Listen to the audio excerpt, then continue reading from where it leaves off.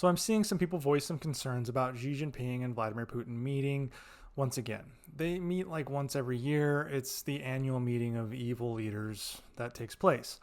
They just don't invite, apparently, North Korea or Iran or Belarus.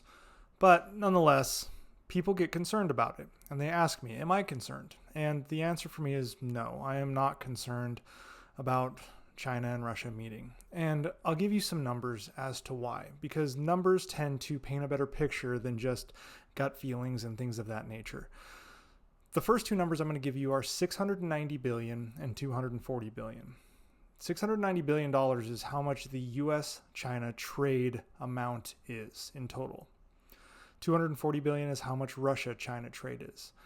Russia cannot buy enough stuff from China to replace the United States. So China relies heavily on the American market for its exports. That is absolutely key to the relationship that China has with the US versus the relationship they have with Russia.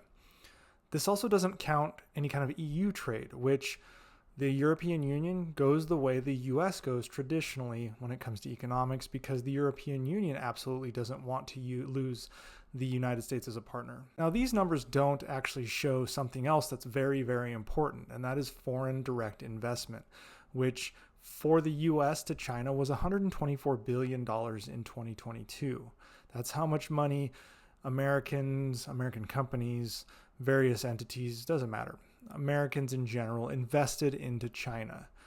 There are no figures for Russian foreign direct investment in China, but according to the CEIC, Russia's 2023 global foreign direct investment was $1.25 billion. The US invests 100 times more money in China than Russia does in the entire world. Here are some more numbers that kind of drive home my point here. There are roughly 400,000 ethnic Chinese living in Russia.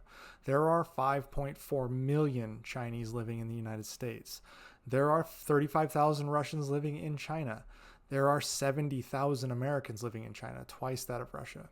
So are you starting to get the picture here? China may, out in broad daylight, declare their undying love or their no limits friendship with Russia to the world, but when the chips are down and the US says, you better put limits on that shit, China does. So no, I'm not concerned about Xi Jinping and Vladimir Putin meeting, because in the end, China needs the US far more than it needs Russia, at least in the near term. But the more China has demographic issues and their economy slows down, the more they're going to rely on the United States, more so than Russia, because the United States has more of what they need than Russia does.